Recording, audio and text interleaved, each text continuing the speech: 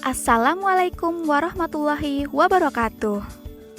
Selamat pagi anak solih-solihah SD Kreatif Muhammadiyah Gombong. Hari ini kita akan belajar tematik.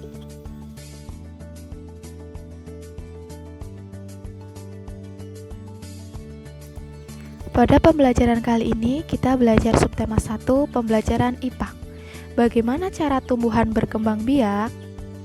Sebelum kita membahas lebih lanjut tentang perkembangbiakan tumbuhan, apakah kalian pernah melihat tanaman padi, tanaman jagung?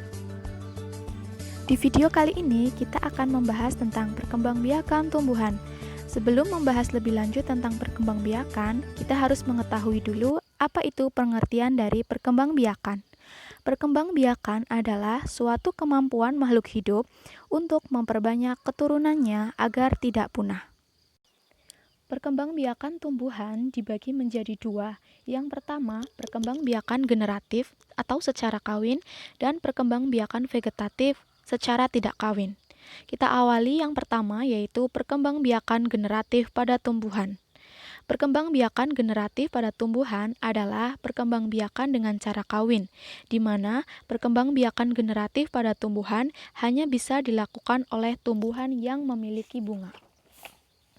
Ciri-ciri tumbuhan yang berkembang biak dengan generatif diantaranya 1.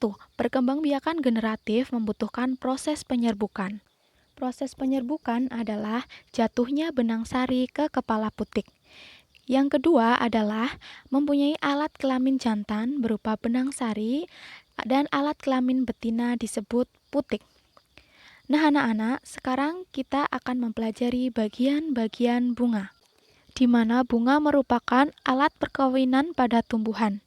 Yang pertama yaitu tangkai bunga. Tangkai bunga berfungsi menghubungkan batang dengan bunga. Bagian bunga yang kedua yaitu kelopak bunga.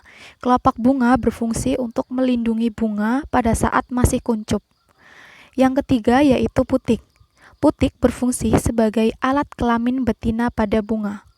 Yang keempat yaitu benang sari. Benang sari berfungsi sebagai alat kelamin jantan. Yang terakhir yaitu mahkota. Mahkota berfungsi sebagai perhiasan yang dapat menarik perhatian serangga untuk membantu proses penyerbukan. Nah anak-anak, silahkan kerjakan lembar kerja 1 yang telah dibagikan oleh gurumu. Berdasarkan asal serbuk sarinya, penyerbukan pada tumbuhan dibagi menjadi 4. Yang pertama yaitu penyerbukan sendiri. Penyerbukan sendiri adalah proses penyerbukan pada bunga di mana serbuk sari jatuh di kepala putik bunga itu sendiri. Contohnya adalah penyerbukan yang terjadi pada bunga mangga, jambu, dan juga turi. Yang kedua yaitu penyerbukan tetangga. Proses penyerbukan pada bunga di mana serbuk sari jatuh di kepala putik bunga lain tetapi masih dalam satu pohon. Contohnya adalah penyerbukan pada tanaman jagung dan juga padi.